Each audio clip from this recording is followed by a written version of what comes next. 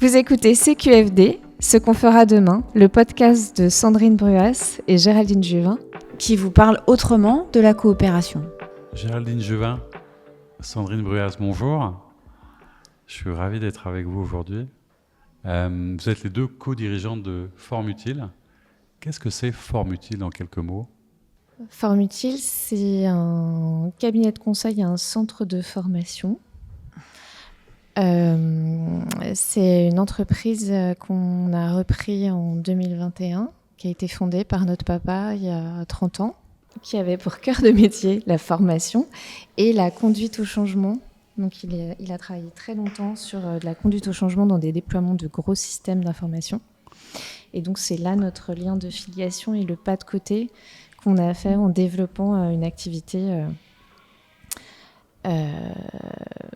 d'accompagnement des salariés, des dirigeants, des entreprises. C'est amusant parce que vous aviez donc toutes les deux des parcours assez différents. Vous venez d'horizons différents. Qu'est-ce qui donne l'envie de reprendre une boîte toutes les deux ? Qu'est-ce qui ça s'est imposé à vous ? C'était logique, c'était normal, vous avez eu envie ? C'est pas évident. Chacun aurait pu poursuivre un peu son chemin. Qu'est-ce qui a fait que vous avez dit tiens, on va le faire ensemble ? Il y a un contexte qui crée, je pense que quand on dit qu'on a repris en 2021, je pense que tout le monde a en tête le timing. Qu'est-ce que c'est que cette date dans l'histoire, voilà. Mais au-delà du contexte, il y a quand même cette conviction, en tout cas pour ma part, c'était avec Géraldine ou avec personne, en fait. Moi, j'avais déjà précédemment une activité en auto-entreprise, donc en fait, c'était soit ça se poursuivait, ça se serait poursuivi comme ça, voilà, tranquillement. Mais si c'était de construire un projet plus ambitieux, avec un impact plus important, c'était que avec elle, en fait. Donc, est-ce que ça s'est imposé d'une certaine manière ? On peut dire que oui. Je ne t'ai pas posé la question autrement, mais en tout cas, c'était avec elle et pas autrement. Et tu venais de quel univers, toi ? Tu es psychologue du travail, c'est ça ? Alors moi, je suis psychologue du travail. Je viens du domaine de la formation, puisque moi, j'ai un parcours où j'ai jamais vraiment quitté l'école, en fait. Mais j'ai quand même toujours travaillé en faisant mes études. Donc, c'était vrai quand j'étais plus jeune, ça reste vrai aujourd'hui. Donc je viens plutôt du monde de la formation et de l'ingénierie pédagogique. Et puis de fil en aiguille, au fur et à mesure de mon parcours, j'ai rajouté des briques de formation. Je me suis prise au jeu de certaines formations qui m'ont amenée vers des titres professionnels, comme le titre de psychologue du travail. Et du coup, je suis plutôt dans cette idée au carrefour de qu'est-ce qui se passe dans la formation et qu'est-ce que les gens attendent de la formation et qu'est-ce qu'on leur apporte avec la formation, mais aussi dans la construction stratégique, c'est-à-dire quand on construit une formation, quand on propose un module, faut que ça prenne sens. On vient pas plaquer quelque chose, on vient bien articuler avec l'existant pour que les personnes puissent s'en emparer. Et puis la dimension intervention en psychologie du travail, ça remet du contexte par rapport aux situations d'incertitude, aux mutations de demain et puis à ces défis, c'est-à-dire comment vont fonctionner des entreprises avec des salariés qui veulent plus travailler comme ça. Donc, c'est un petit peu comme ça qu'on se rencontre et c'est un petit peu comme ça qu'on engage les choses. Géraldine, du coup, toi tu viens d'où ? Moi j'ai commencé par une licence en psychologie cognitive et ensuite j'ai rejoint un parcours IT, donc une formation en informatique de gestion à l'époque. Donc j'ai eu un parcours de consultante où j'étais directeur de projet et j'accompagnais les dirigeants à construire leurs indicateurs de performance. Et puis j'ai été DSI adjoint dans des grands groupes et puis DSI dans des plus petits en charge de la transformation digitale. Donc j'ai toujours travaillé sur la dynamique humaine et sur la conduite du changement. Je me suis toujours formée sur ces dimensions-là. jusqu'au jour où j'ai eu envie de travailler à l'extérieur de l'entreprise sur ces thématiques-là. Et donc, je me suis formée au coaching professionnel. J'ai monté mon plan à 5 ans et je suis revenue sur Lyon.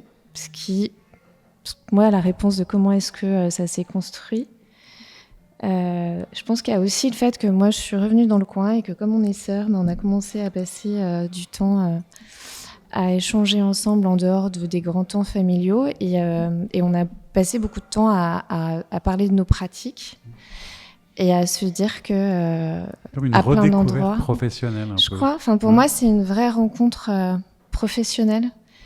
Et je me sens extrêmement chanceuse de co-diriger Forme Utile avec ma sœur, mais au départ, c'est une vraie rencontre professionnelle où on a trouvé plein de champs de complémentarité et de se dire on ne prend pas par le même endroit, mais en même temps, qu'est-ce que ça pourrait produire d'incroyablement impactant si on pouvait le faire à deux en incarnant cette complémentarité. Et ce qui fait d'ailleurs un peu la particularité, la richesse des passerelles et des liens que vous créez, de la complémentarité avec tous ces parcours que vous menez ensemble et ce travail un peu d'artisan que vous faites toutes les deux. Géraldine, comment toi tu définirais ton métier ? Tu dirais quoi aujourd'hui ? Je dirais que que j'accompagne. Ouais. Et quand je me présente et que je dis que je fais de l'accompagnement, les gens me disent et de tu voyage, accompagnes quoi ? guide touristique ou non ? L'accompagnement, c'est un mot qui n'est pas forcément bien compris ? L'accompagnement, c'est pas forcément bien compris. Le coaching, c'est pas forcément bien perçu. Ouais. La formation, c'est pas exactement ça et c'est un peu plus réducteur. En tout cas, on en fait, mais c'est pas le cœur du métier. Moi, je dirais que j'accompagne mes clients à faire un pas de côté, à changer de perspective. Et je crois, en tout cas, je travaille pour les mettre en situation et pour les aider à éclairer des angles morts pour leur permettre de prendre des décisions éclairées en les gardant au centre de... ils savent d'où ils partent, ce dont ils ont besoin et ce qu'ils ont envie d'activer ou pas par rapport à ce qu'on travaille ensemble. Et pourquoi est-ce que tu as l'impression que le mot coaching, c'est un mot qui est tu dis mal perçu, c'est-à-dire que c'est parce que c'est mal compris, c'est parce que c'est un mot qui est aujourd'hui galvaudé, c'est parce que ça veut plus dire grand-chose. C'était quoi ta conception, votre conception du coaching en fait ? Je pense que c'est pas exactement dans le prolongement de ce que Géraldine vient de décrire. L'accompagnement qu'on propose, il part de la demande de l'autre. Dans le coaching, il y a quelque chose qui peut-être est un héritage du coaching sportif, où c'est le coach qui va te dire ce que tu dois faire. Tu dois faire. Et dans la demande, dans la façon dont on accompagne, il y a quelque chose de la mise en sécurité, elle se fait dans l'écoute qu'on a de la demande de l'autre, et qu'effectivement, c'est ses objectifs à lui, c'est pas les objectifs, c'est pas les nôtres, c'est son rythme à lui, c'est pas le nôtre. Donc du coup, il y a quelque chose qui vient se mettre à côté de l'autre. Comment on fait pour entendre l'autre, ou du moins, tu vois, tu parles du besoin ou de la demande, mais c'est-à-dire que la personne doit venir te demander quelque chose, d'être accompagné, d'être aidé. C'est quoi le premier pas généralement quand tu as un dirigeant qui vient vous voir ? Est-ce que lui-même sait ce qu'il veut en fait ? Il sait qu'il est peut-être pas bien ou sait qu'il a besoin de quelque chose, mais est-ce qu'il l'exprime comme ça de prime abord ou pas forcément ? Moi, je dirais qu'il y a parfois une demande derrière la demande et que c'est plutôt de faire émerger la vraie demande. Moi, je reviendrai sur... parce que peut-être que c'est intéressant aussi par rapport à ce qu'on construit et la façon dont on a construit ce parcours. Dans la définition propre du coaching, quand on regarde les chartes de déontologie, ce que pose l'ICF et les écoles de coaching, en théorie, le coaching, ça part vraiment de je t'accompagne. Quand on est en séance pure de coaching et qu'on explique aux clients ce qui va se passer, l'introduction de chaque séance, c'est je t'accompagne en te posant des questions. Mais c'est un art du questionnement avant tout. C'est l'art du questionnement. Et en théorie, le coach, il vient pas poser ses projections, il vient pas donner de conseils, il vient pas... Alors après, on pourra parler de la différence entre faire conseil et donner conseil, mais... Et pourquoi on n'est pas très à l'aise avec le terme de coaching ? Déjà parce que Sandrine est psychologue du travail et qu'on a je pense qu'il y a la même nuance en fait quand on parle des psychologues, c'est-à-dire qu'il y a la déontologie du métier et il y a la façon dont et il y a la pratique. Et dans ce qui en tout cas moi pour ma part, dans ce qui me met inconfortable par rapport au coaching, c'est qu'on a des coachs de tout. Et souvent de rien d'ailleurs. Et souvent de rien. Est-ce que c'est pas parce que c'est aussi un phénomène un peu de mode ? Parce que tu vois, tu évoquais le côté psychologue du travail. On a l'impression que c'est quelque chose qui est plus encadré, dans lequel il y a plus de références, où il y a des choses, où il y a plus d'existence déjà, pour qu'on comprenne que c'est important, sérieux, etc. C'est pas aussi ça qui fait un peu la différence ? J'ai envie de dire que chacun de nos métiers a ses travers. Il y a la question qu'évoque Géraldine autour du coaching, mais autour de la psychologie, il va y avoir la question de est-ce que les gens sont malades ou pas malades ? Est-ce qu'on est là pour les soigner ou pas les soigner ? Donc la psychologie du travail est aussi très ancrée du côté de la souffrance au travail. Donc ça crée d'autres biais. Je pense que notre démarche, c'est aussi de nous décaler de ça, de savoir que ces biais existent et nous décaler de ça pour pouvoir...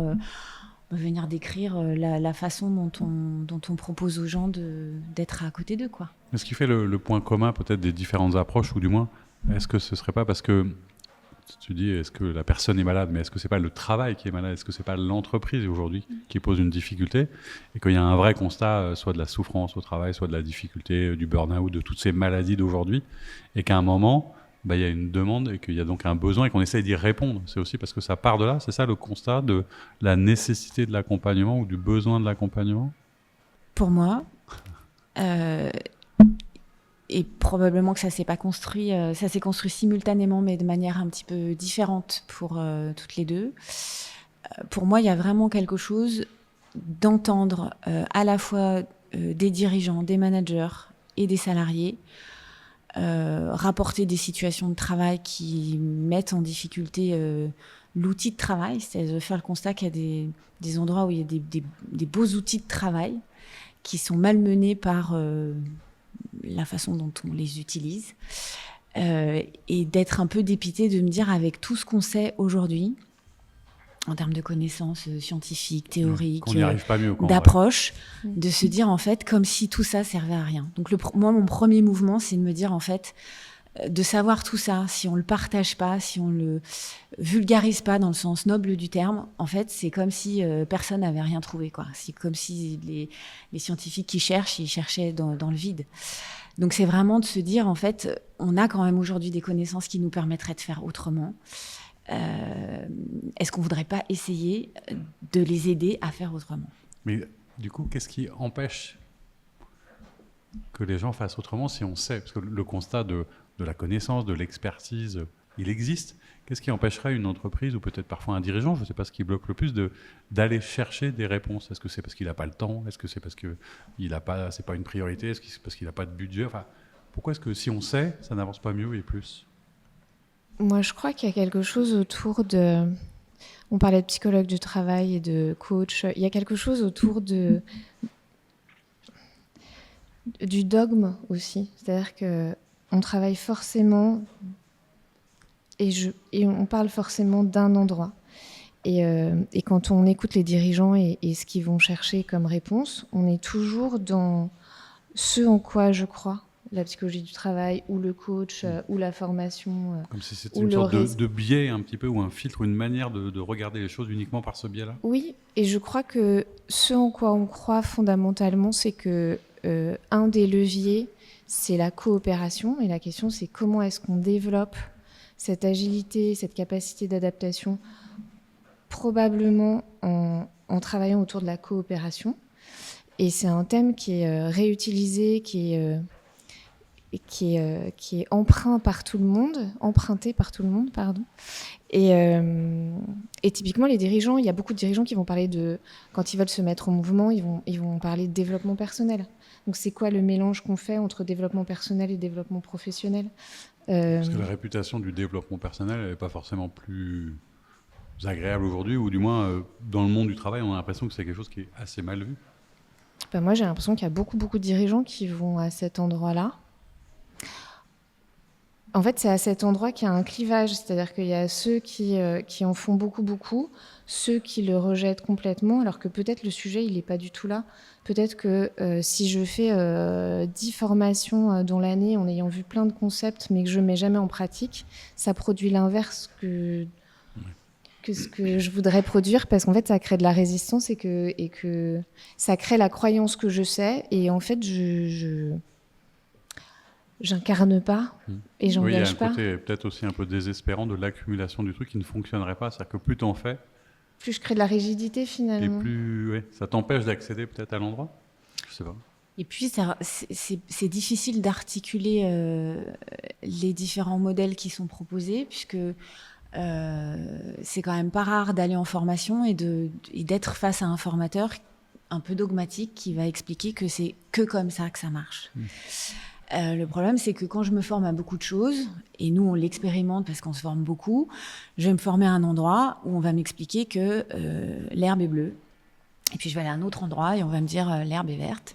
Et à un autre endroit, on va me dire qu'elle est mauve. Donc, tu te demandes si tu n'es pas devenue daltonienne ou si tu n'as pas un problème avec les couleurs. Et soit moi, je prends du recul pour assimiler tout ça et pour me dire peut-être qu'effectivement, dans une pelouse, il peut y avoir plusieurs brins de plusieurs couleurs et que c'est ça qui peut être intéressant.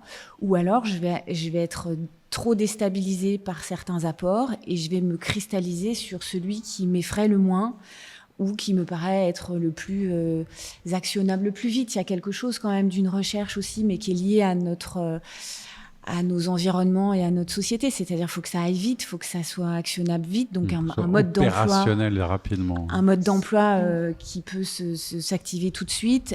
Si en plus c'est un peu tendance et que ça parle à plein de gens, du coup ça peut le faire, quoi. Il y a un petit côté aussi parfois peut-être plus petit commun dénominateur, c'est-à-dire que c'est rassurant et en même temps, tu vois, quand tu vas te former, logiquement, tu te dis d'abord tu as en face de toi un expert et puis tu attends d'apprendre quelque chose et c'est presque normal qu'ils te disent c'est plutôt comme ça que ça marche ou c'est plutôt comme si. Tu vois, si tu fais n'importe quoi, de l'informatique, c'est plutôt rassurant si la personne te dit c'est telle touche, c'est telle touche. Après, où est-ce qu'il y a le curseur en fait dans la possibilité de se questionner sur le formateur ou ce que tu apprends? Peut-être il y a une différence entre un clavier d'ordinateur et un être humain. Peut-être, du coup.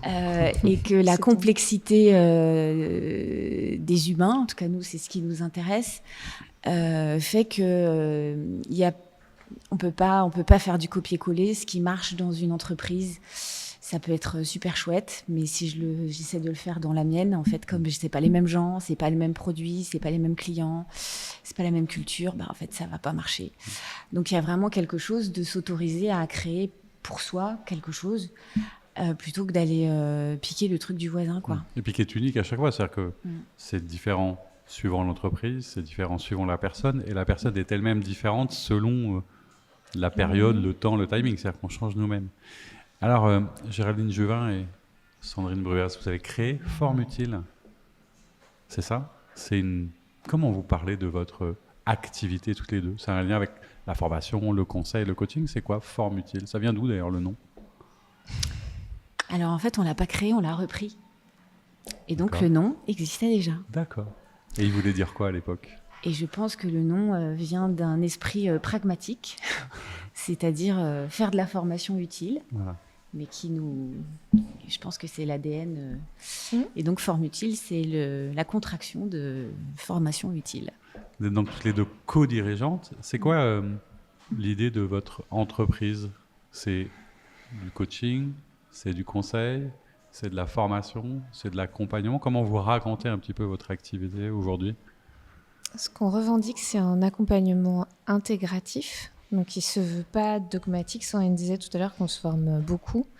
L'idée, c'est de venir mobiliser les outils, les connaissances qui qui ont du sens pour notre client et en tout cas à l'instant T. à l'instant T. Intégratif, ça veut dire vraiment, que vous prenez, je veux dire, à plusieurs sources et à plusieurs endroits, et que en fonction du besoin, vous allez chercher ce qui est plus pertinent, plus utile.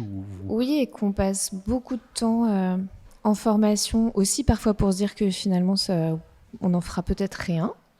Mais on passe aussi beaucoup de temps à travailler sur comment ces concepts et ces outils viennent s'intégrer, donc pour faire du sens. On se positionne aussi à l'intérieur, et je pense que ça, c'est important, et c'est important pour nous, à l'intersection du coaching, du conseil et de la formation.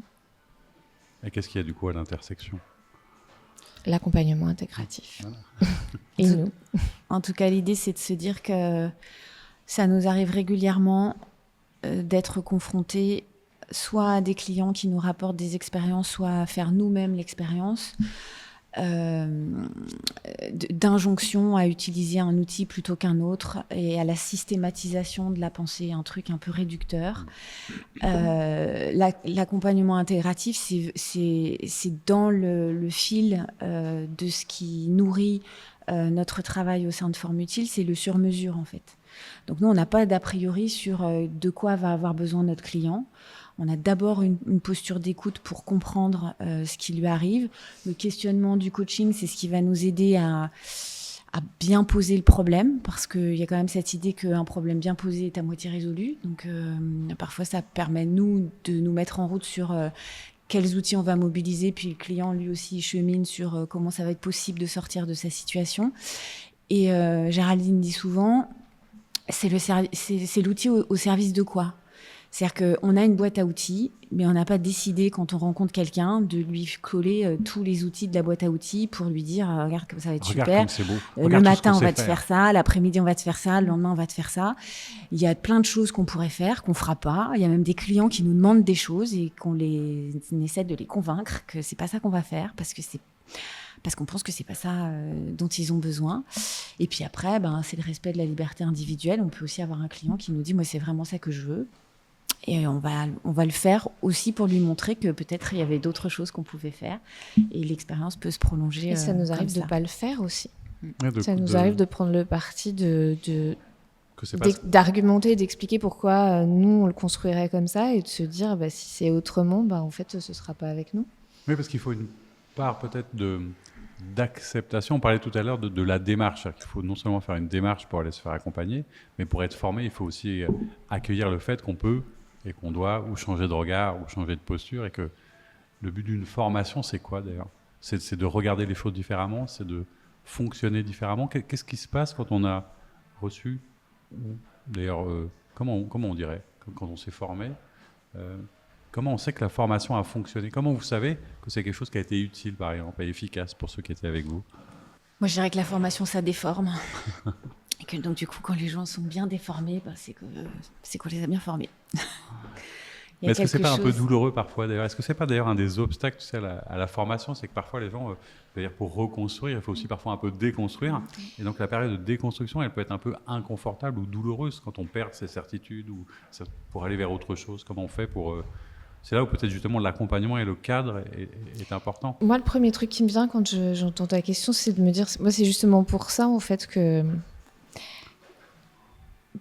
c'est important pour moi de dire qu'on ne fait pas de la formation et qu'on est à cette intersection-là, parce que Sandrine, elle dit former, c'est déformer. Dans former, il y a quand même, je te propose un moule dans lequel tu vas pouvoir... Et je pense que dans la façon dont on le fait et dans l'accompagnement, il y a effectivement, si j'éclaire tes angles morts, il y a un endroit où ça va déconstruire. Et en même temps, je ne te laisserai pas en suspens. Et c'est comment je te donne les clés qui te parlent et dont tu as besoin pour reconstruire. Mais je ne te laisse pas au milieu du chemin. Je ne te laisse pas au milieu du guet. Avec toutes tes pièces comme ça. Et effectivement, il y a cette zone proximale, cette zone qui est favorable à l'apprentissage, qui n'est pas confortable. Mais dans la notion d'accompagnement, c'est en sécurité et en fait, on est là. C'est ça qui vous avait donné envie de reprendre donc l'entreprise ? Parce que quand on crée ou quand on reprend une entreprise, on a une certaine idée une certaine vision, on a une certaine envie de faire quoi, différent de ce qui existait, autrement que ce qui existait dans la formation de conseil, ou simplement de poursuivre un chemin quand on crée une entreprise et qu'on veut proposer quelque chose comme ça à des clients et à d'autres dirigeants. Qu'est-ce qu'on a envie de leur raconter et qu'est-ce qui fait que c'est différent de ce qui existait en fait, parfois simplement sur le marché, parce que le marché de la formation en entreprise, la formation professionnelle, le conseil ou le coaching, on voit bien qu'aujourd'hui, il y a beaucoup de choses qui existent. Pourquoi vous avez dit, oui, mais nous, on a quand même envie de le faire et on va le faire autrement ou différemment? C'est quoi le levier ou la distinction? Je pense que ça part de ta question d'avant qui était de dire comment on sait qu'on a fait quelque chose d'utile.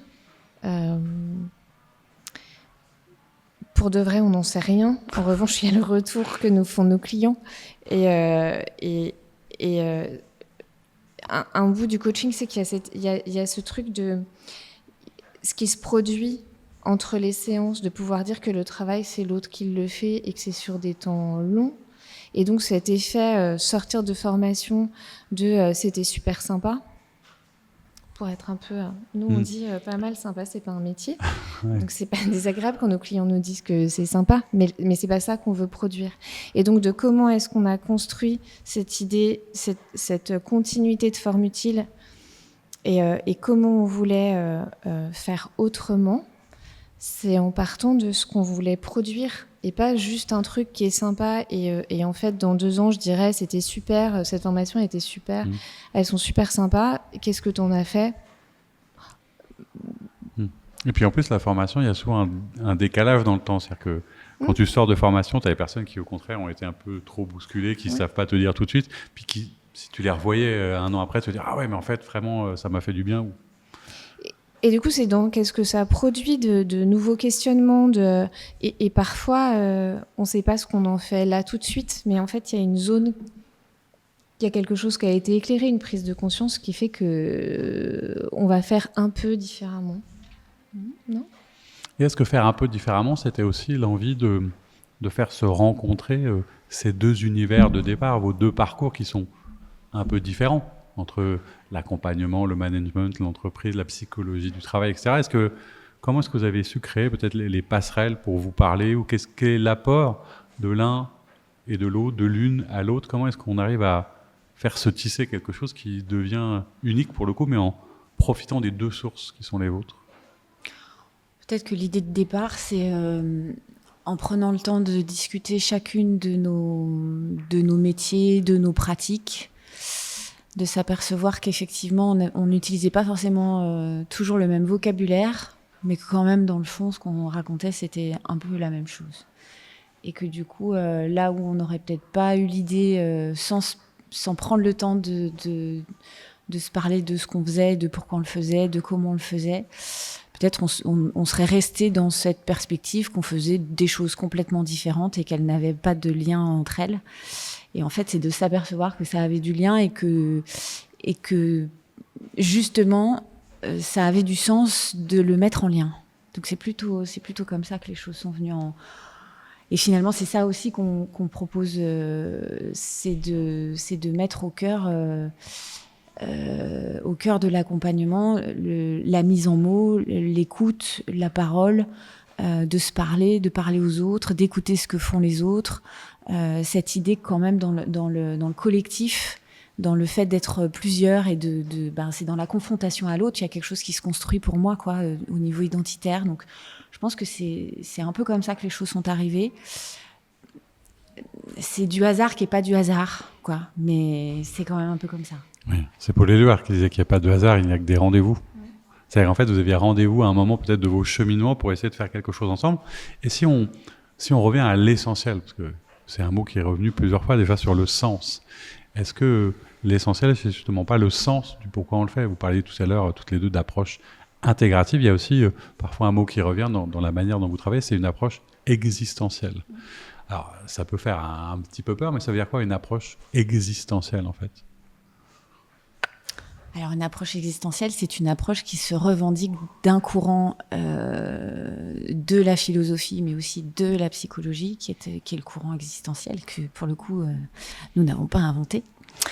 c'est un travail qui vient justement s'intéresser particulièrement à la question du sens de la vie, sens du travail, et qui prend sa source au-delà de ce qui s'est fait en philosophie avec Sartre, Heidegger, les travaux de Viktor Frankl et la logothérapie.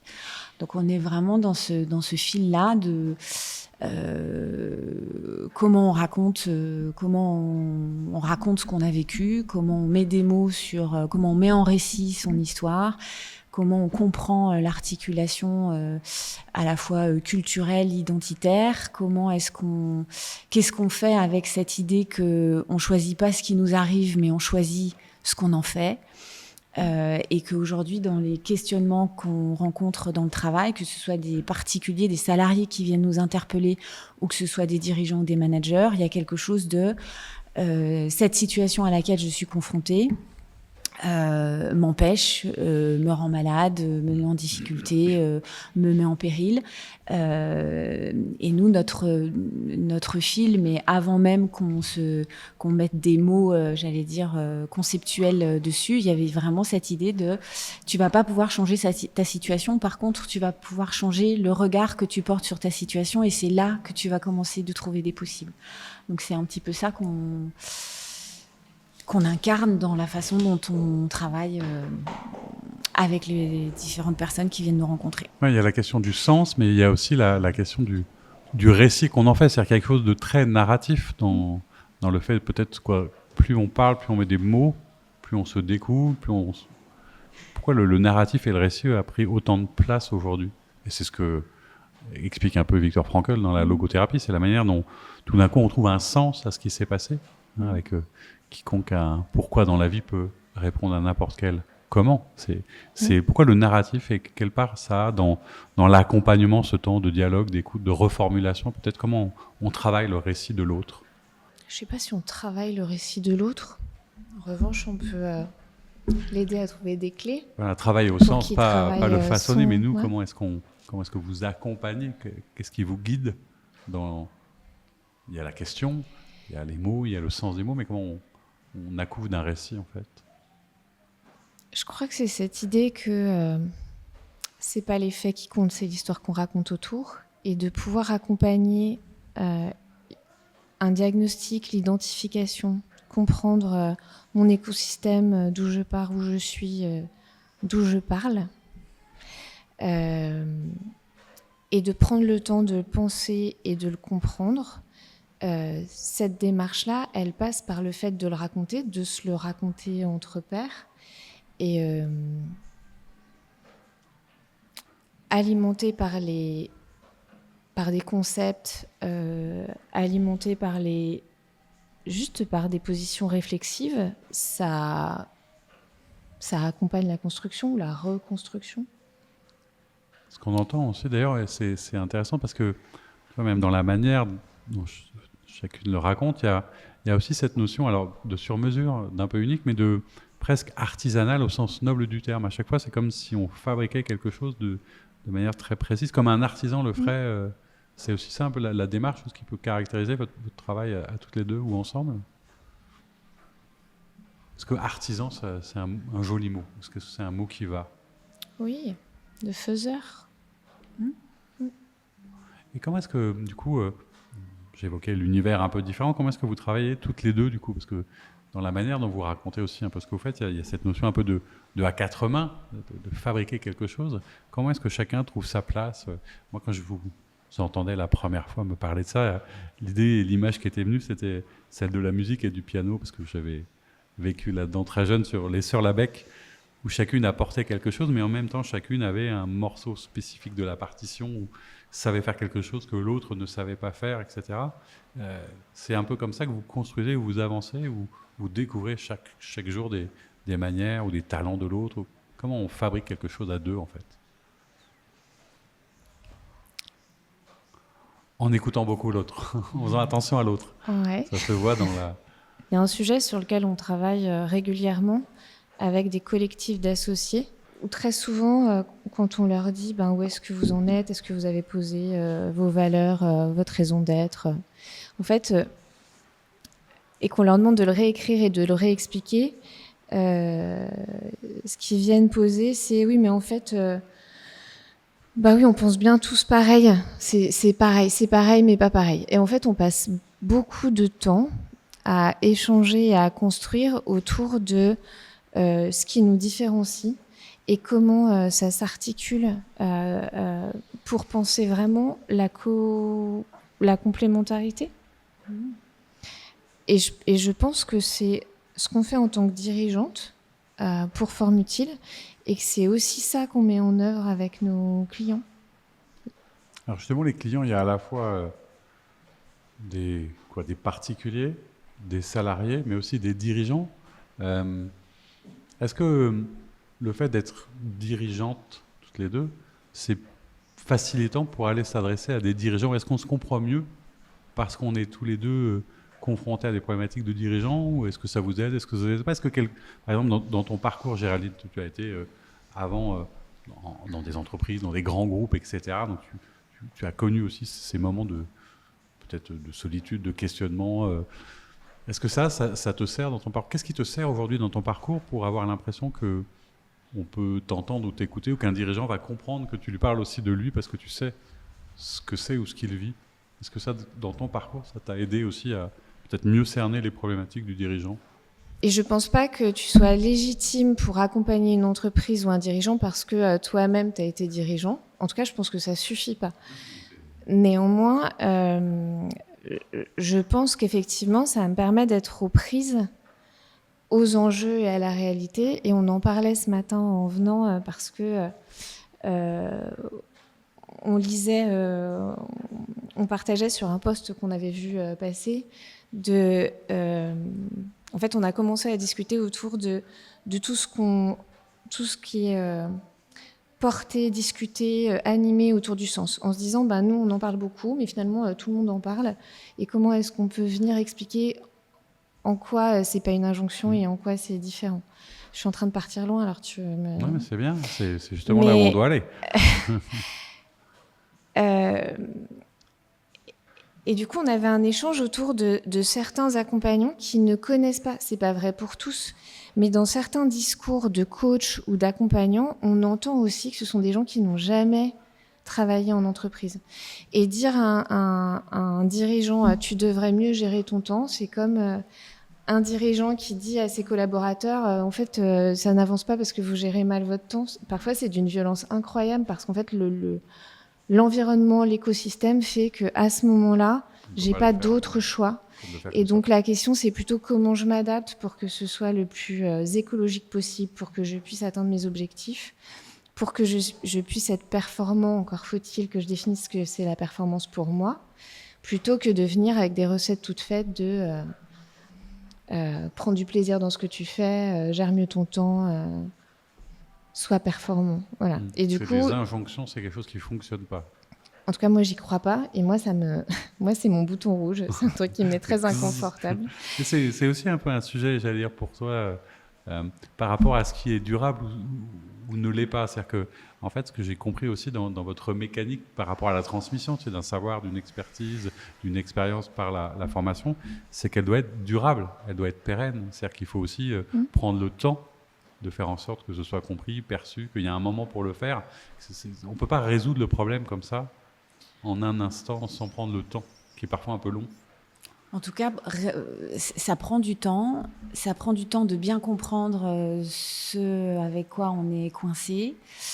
Ça prend du temps de mettre en œuvre ce qui est nécessaire.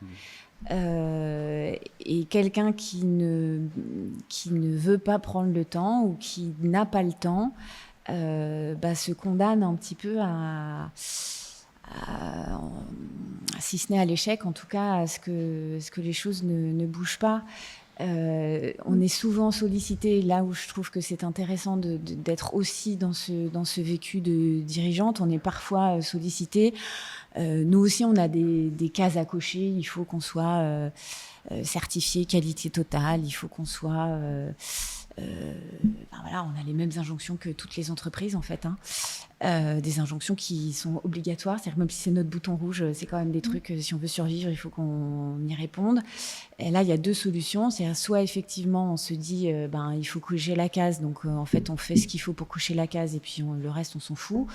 Soit on se dit, en fait, pour que ça tienne et pour réussir à le faire durablement, il faut qu'on rentre dans le truc et qu'on fasse vraiment en sorte que ce soit pas seulement pour cocher la case, mais que ça prenne du sens dans la façon dont on travaille.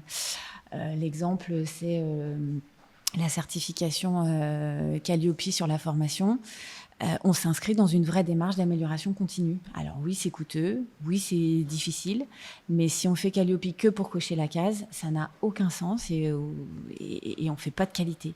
Donc il y a vraiment ce truc de quelqu'un qui viendrait nous voir pour travailler la QVCT dans son entreprise avec le seul objectif de cocher des cases. Probablement qu'on l'accompagnerait plutôt du côté de quel sens ça peut prendre. C'est-à-dire que si d'un côté on dit aux gens on fait passer des circulaires sur le droit à la déconnexion et qu'on continue de leur envoyer des mails le dimanche à minuit, peut-être qu'il y a quelque chose... Il y a un petit travail sur la congruence. Voilà, exactement. Et dans le parcours, le chemin qui était le vôtre sur cette entreprise, ça vous a amené peut-être à réfléchir à des évolutions aussi ou des nouveaux besoins ou des nouvelles attentes, un peu peut-être des dirigeants. Est-ce que c'est quelque part aussi ça qui vous a donné l'envie de créer un nouveau parcours, puisque dans les souhaits qui étaient les vôtres, il y a ce nouveau parcours CQFD que vous êtes en train de mettre en place. À quoi il répond, ce parcours? Est-ce que c'était un besoin, une envie? Je crois même savoir qu'il était là en chacune d'entre vous avant même que vous repreniez ensemble l'entreprise. Qu'est-ce que vous pourriez nous en parler un petit peu de cette envie d'accompagner? C'est quoi? C'est une envie d'accompagner autrement, de proposer autre chose aux dirigeants qui n'existent pas forcément sur le marché? C'est quoi la philosophie de ce parcours CQFD? Ouais. Quand on a commencé à travailler, à partager sur nos pratiques, très vite, on a fait émerger ce projet d'un parcours de dirigeant. Donc en fait, ce projet, il était là avant l'idée de reprise de Forme Utile. Il a évolué dans ses modalités, mais l'ambition, c'est, pour reprendre ce qu'évoquait Sandrine avant, cette injonction de cases à cocher, c'est de se dire que, en tout cas, notre point de départ, c'est que pour qu'il y ait une durabilité, il y a une nécessité de penser le sens de ce qu'on fait et surtout de développer une capacité d'adaptation. Et de se dire que c'est probablement ce qui est le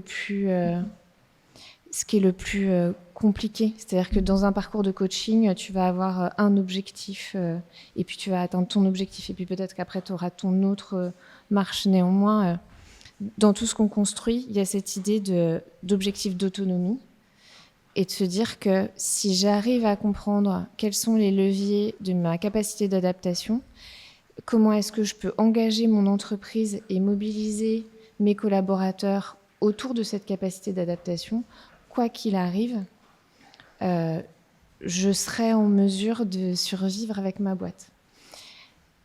Donc, ce parcours est né avec cette ambition-là. Et est-ce que la conjoncture ou la difficulté ou la succession des crises, etc., a rendu ça un peu plus prégnant? Est-ce qu'il y a davantage de dirigeants que vous rencontriez qui étaient en train de vous dire ça part comment au départ? C'est je n'y arrive pas, ou j'ai besoin d'aide, ou j'ai besoin de parler? Parce qu'on parle souvent de la solitude du dirigeant. Tu me disais que ce n'était pas forcément ça le principal, mais qu'il y avait peut-être davantage besoin de partenaires un peu à ses côtés, comme entre pairs en fait, pour pouvoir échanger davantage. C'est aussi un peu l'esprit du parcours, de trouver un lieu, un espace, un moment entre pairs pour parler de tas de sujets qui ne sont pas forcément tout de suite avec un objectif hyper opérationnel ou très ponctuel. C'est quoi la définition qu'on pourrait faire de ce parcours? On va l'expliciter un peu, mais la philosophie, c'est quoi? C'est d'accueillir des dirigeants pour les accompagner comme un partenaire ou comme... Est-ce que ce ne serait pas expérimenter la coopération? Et je pense qu'on l'a construit comme ça, avec cette idée aussi, quand on a pensé les intervenants et l'équipe d'intervenants, en se posant beaucoup la question et en mettant au travail comment est-ce qu'on peut incarner aussi cette coopération. En tout cas, au-delà de la question de la solitude du dirigeant, il y a comment est-ce qu'on peut créer un espace qui permet de faire vivre l'idée qui nous anime, qu'on peut apprendre des autres. C'est-à-dire que, pas dans le sens de l'expérience des uns sert aux autres. C'est-à-dire, c'est pas parce qu'il t'est arrivé ça que du coup, moi, il m'arrive la même chose, donc je vais m'en sortir exactement de la même manière que toi.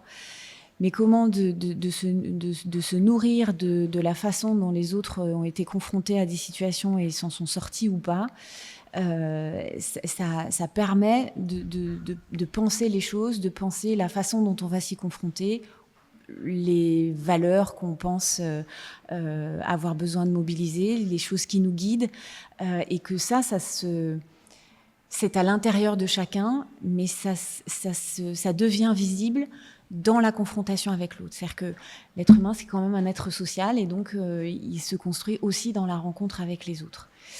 Et être dirigeant, être manager, parfois, c'est aussi être isolé par la fonction, parce qu'il y a des choses qu'on va pas pouvoir partager avec tout le monde dans l'entreprise, parce que si on est très inquiet, par exemple, sur les perspectives, le dirigeant va parfois s'interdire d'aller partager ces questions avec ses collaborateurs, parce qu'il veut pas effrayer tout le monde sur la conjoncture. Donc du coup, il va se retrouver un petit peu il faut qu'il donne le change, et en même temps, il va parler de ça où, avec qui, comment. Donc c'est comment créer des espaces qui permettent le soutien, en fait, des personnes. Comment est-ce qu'on conçoit d'ailleurs un parcours? Parce que ce qui dit parcours, c'est comme un voyage, c'est comme des étapes, c'est comme un cheminement, c'est donc aussi peut-être une destination à un moment qu'on va chercher. Comment est-ce qu'on fabrique un parcours de dirigeant? Comment ça se fait en vrai? C'est-à-dire que vous passez du temps ensemble, vous vous questionnez toutes les deux, vous réfléchissez, vous interviewez des gens. Qu'est-ce qui vous a amené à construire le corpus pédagogique en fait de ce parcours?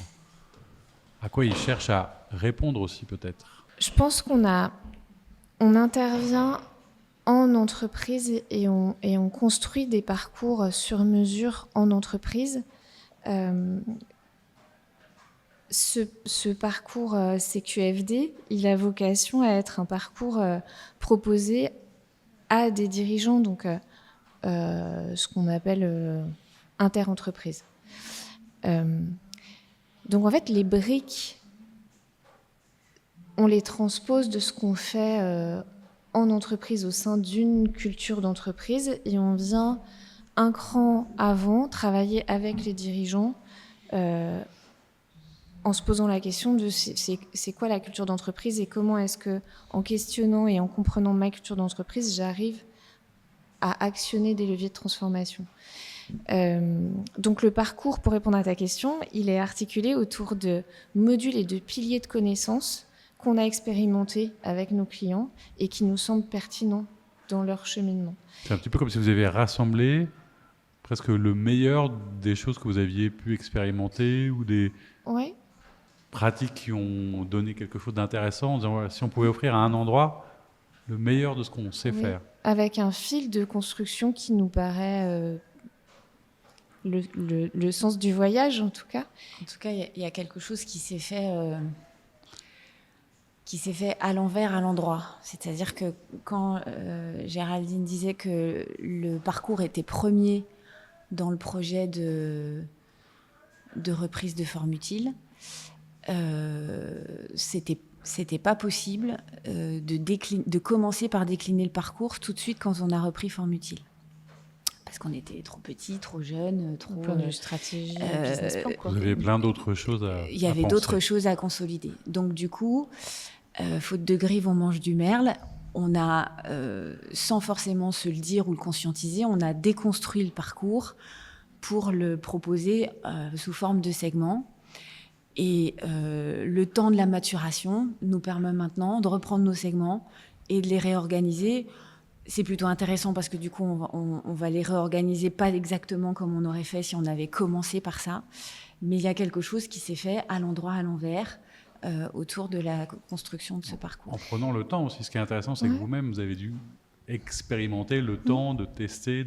C'est presque une déconstruction, reconstruction pour remettre toutes les pièces du puzzle au bon endroit. À un moment, ça y est, on est prête et on sent que c'est le bon moment pour le faire. Et le nom raconte d'ailleurs quelque chose, parce que c'est un moment où il faut se poser la question de tiens, comment on le nomme, puisqu'on parlait du récit, on parlait du narratif, etc.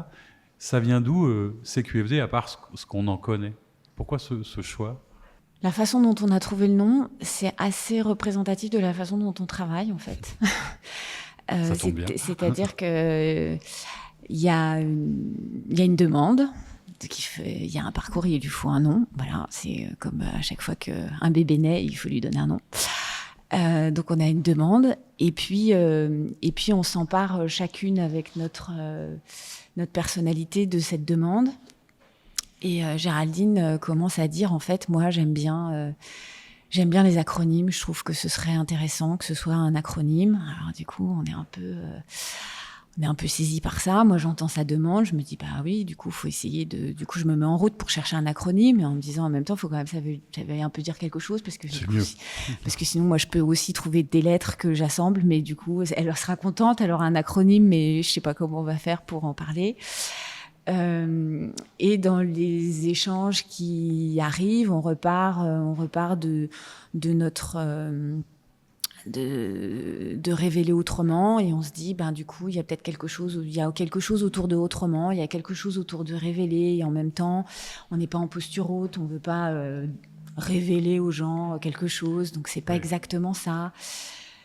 Et donc, j'attrape quelque chose de CQFD et j'essaie de le tordre pour faire pour utiliser des mots qui ont du sens par rapport au parcours. Et donc, je dis, en fait, ce serait comme CQFD, mais ce serait pas CQFD, ce serait ce qu'il reste à explorer. Sauf qu'en fait, les lettres que ça fait, ça marche pas. CQRE, ça donne pas grand chose, quoi. CQRE, c'est pas OK. Personne va comprendre ce qu'on veut dire. Ça, c'est trop loin de CQFD. Et donc, du coup, ça se tricote avec comment Géraldine reprend le truc, et puis comment ça se décline avec ce qu'on va faire demain, ce qu'on fera demain, ce qu'on peut faire demain. Donc, il y avait le D qui apparaît. Voilà. Ça commençait pareil, CQFD, mais ce qui est intéressant dans le CQFD, c'est que le D, c'est pas simplement démontrer. Ça peut être aussi demain, ça peut être aussi d'autres mots. C'est un peu l'agilité de l'acronyme. Ça veut dire plein de choses, du coup, derrière. C'est un peu d'ailleurs comme ça aussi, c'est pas un secret, mais qu'on s'est croisés ou qu'on s'est rencontrés, nous, pour se dire, tiens, comment on pourrait raconter l'histoire. Et tu vois, même quand on aide les gens à raconter l'histoire, on a besoin soi-même parfois d'être aidé pour raconter sa propre histoire. D'où l'idée aussi de ce podcast qui va s'appeler du coup CQFD, et qui vous permettra aussi de raconter régulièrement, puisqu'on est parti pour un voyage. Donc c'est les différentes étapes, c'est le chemin, c'est le voyage que vous allez faire. Qu'est-ce qu'on va y trouver dans ce parcours? On a compris qu'il était particulier, unique. C'était comme un voyage, un chemin qui avait des étapes, des modules entre pairs, inter-entreprises, etc. Mais si on devait le résumer en quelques mots, quelques chiffres, quelques dates, c'est quoi CQFD aujourd'hui? Chacune son tour, ou à tour de rôle, enfin comme vous voulez. Ou à deux. Ou à deux en même temps, mais pas en même temps pour pas le en son, même quoi, temps, on va essayer pas en même temps. Donc CQFD, ce qu'on fera demain, ou ce qu'on fait demain, c'est un parcours de 22 mois qui commence par 9 modules de 2 jours en immersion, ici à l'Hôtel Phoenix. C'est 12 dirigeants, 5 intervenants. Et c'est un parcours qui se veut être un cheminement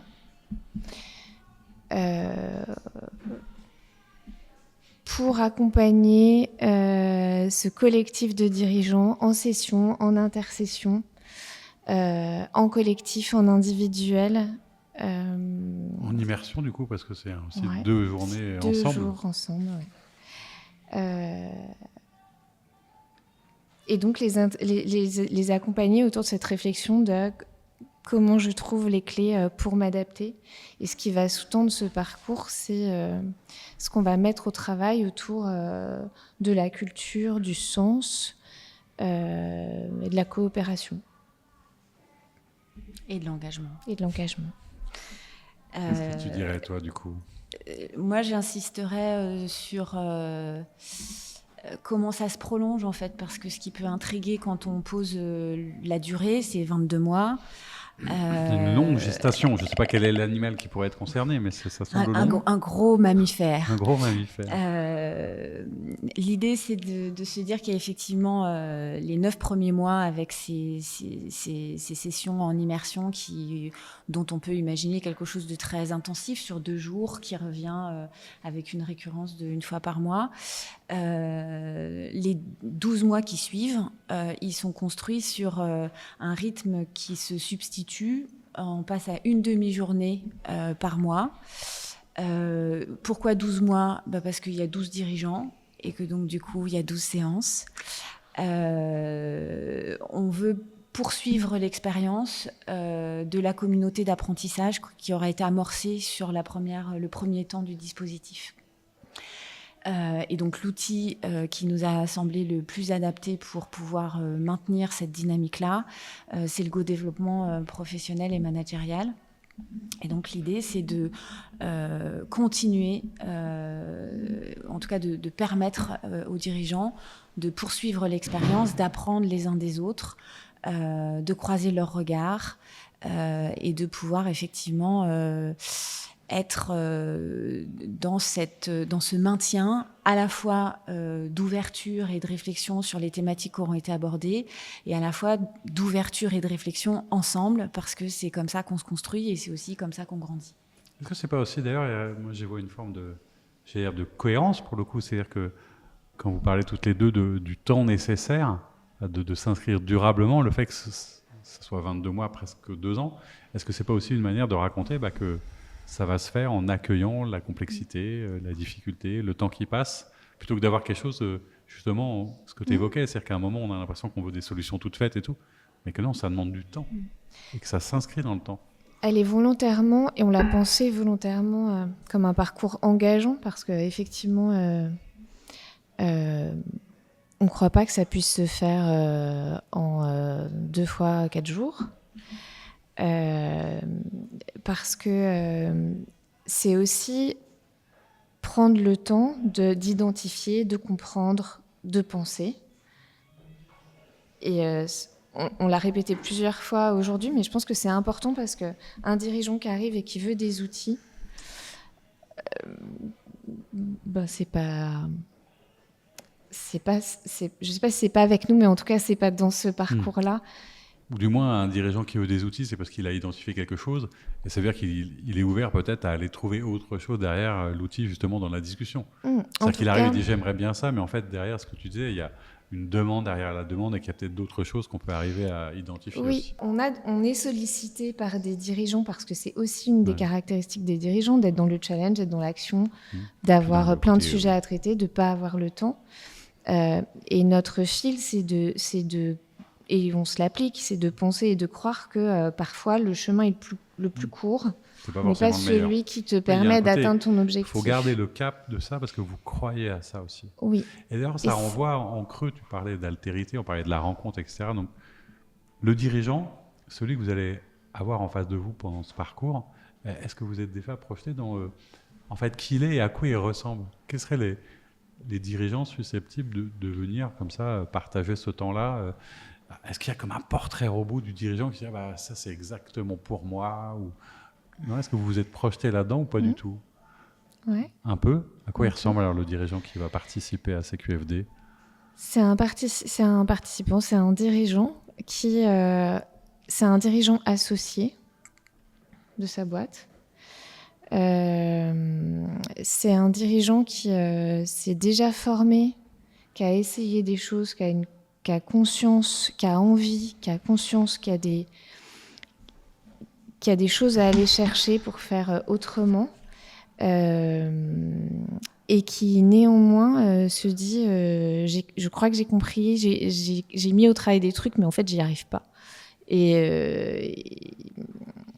Donc je crois pas que ce soit un dirigeant. Si ça arrive, on sera ravis de l'accueillir et de travailler avec lui. Mais je crois peu que ce soit quelqu'un qui n'a jamais fait ce travail-là, qui s'est jamais formé, parce que justement c'est engageant et que c'est du temps et que ça bouscule un peu. Et que ça permet peut-être d'avoir plus, alors maturité c'est pas le terme, mais d'être plus en capacité d'en profiter parce que tu as déjà justement expérimenté les choses qui fonctionnent pas et que tu as peut-être une demande un peu plus... En tout cas, il y a déjà cette Fort. conscience que il y a un enjeu fort autour de la coopération, de la transformation, d'une sensibilité à ce qui est en train de se jouer. Mais qu'est-ce qu'il a d'autre alors comme qualité ou comme défaut ou comme caractéristique? Qu'est-ce qui se pose comme question? Il est forcément en quête de sens? Moi, je crois pas. Pas forcément? Ou il le sait pas? Ou... Je dirais que c'est quelqu'un qui a une conscience aiguë des défis auxquels il est confronté, qui est aussi très conscient que l'environnement est à la fois incertain et en mutation permanente, et qui a suffisamment expérimenté dans des parcours de formation différents, à des endroits il est allé boire à différentes sources.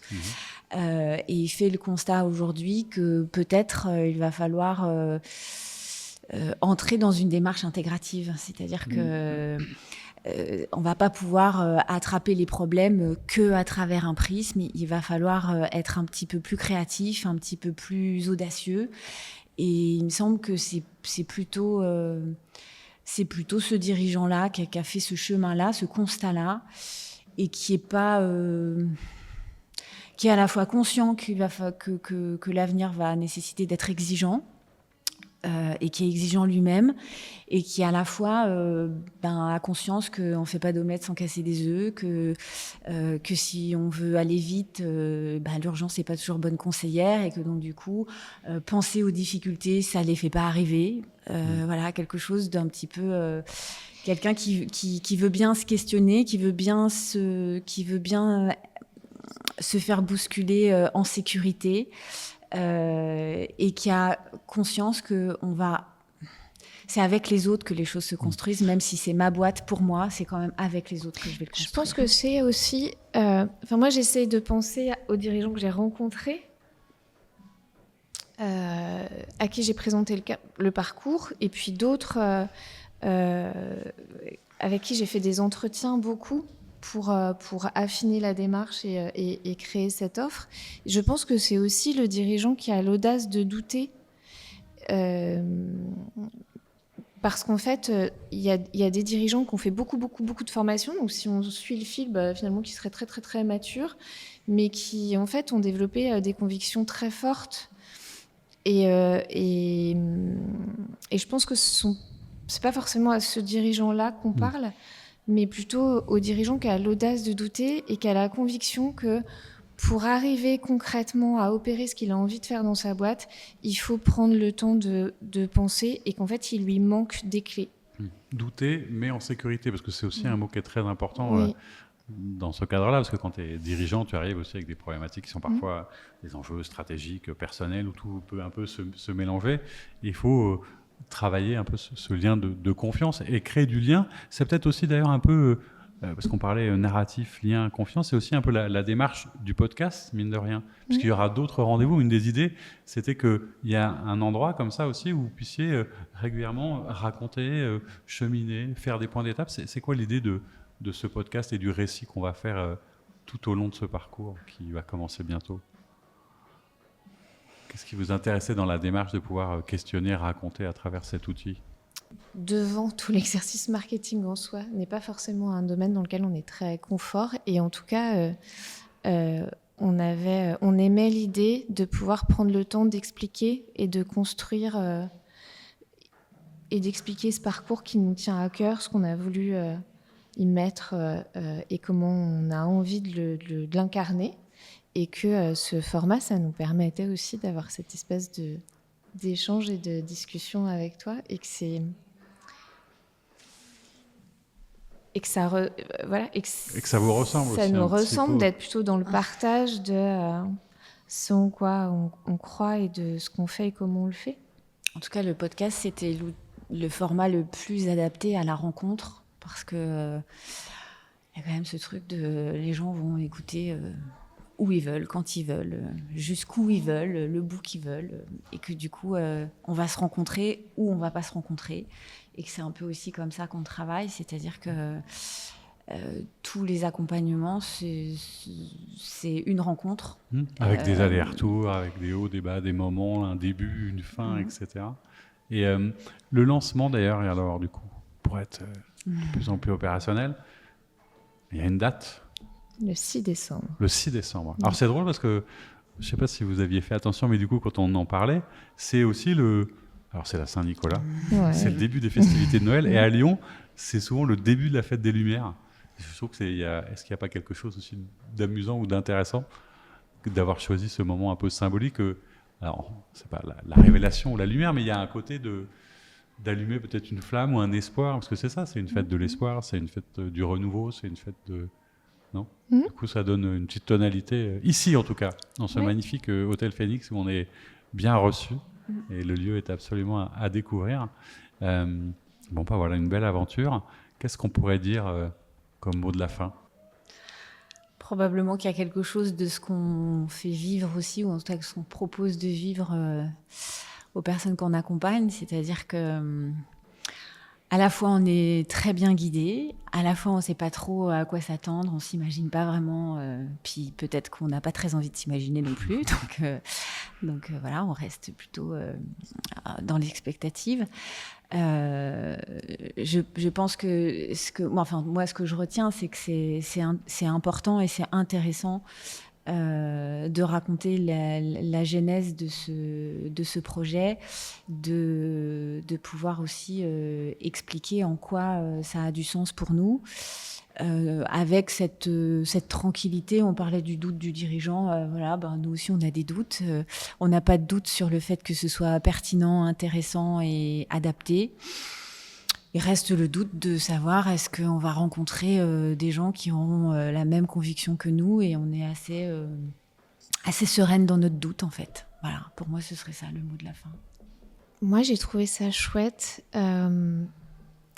de raconter, de partager. Ça participe de quel sens on est en train de construire pour cette histoire. Et puis je me dis qu'il y a effectivement probablement d'autres épisodes à faire, là où au début je me disais quand même, qu'est-ce qu'on va raconter après pour revenir petit à petit donner davantage de concret. Et puis moi j'ai aussi envie de l'ouvrir et de le partager avec les intervenants, avec qui on travaille en fait. Ceux qui vont contribuer au voyage. Voilà, ouais. Ouais, c'est l'idée. Alors on arrive doucement à la fin de ce moment d'échange, cette première conversation ensemble. Il y aura une suite parce qu'on disait que l'idée du podcast c'était un peu la communauté, le partage, l'envie de raconter aussi ce qui va se passer pendant le parcours. Et du coup vous allez le poursuivre toutes les deux en accueillant des intervenants, des dirigeants qui participent. C'est quoi la suite, les prochains épisodes ? De quoi on va parler dans ce podcast CQFD ? En fait, on parle beaucoup de co-construction. On n'a pas beaucoup parlé aujourd'hui, mais tout ce qu'on fait, c'est autour de comment est-ce qu'on pose les bases et puis ça prendra la forme, ce qu'on a fait avec toi aujourd'hui. Donc, on n'a pas de plan exact. On sait qu'il y en aura plusieurs, que le prochain, on a envie de le faire avec les intervenants et avec l'équipe. Et ensuite, on s'est dit que probablement, on pourrait... faire intervenir des dirigeants du parcours parce qu'une problématique qui émerge et qui nous semble intéressante à partager et que ça se construira comme ça au fil de l'eau. De l'inspiration, de l'envie en fait aussi un peu du moment de la rencontre. Voilà, écoutez, merci beaucoup à toutes les deux. C'était très bien de faire avec vous ce premier moment d'échange sur ce podcast CQFD. Moi j'ai surtout retenu lui aussi ce qu'il faut explorer, ce qu'il fallait explorer ensemble et se questionner pour regarder comment tout ça naît. Donc voilà, bravo, longue vie au podcast, et puis on suivra ça avec beaucoup d'attention. À très bientôt, merci en tout cas. Merci beaucoup.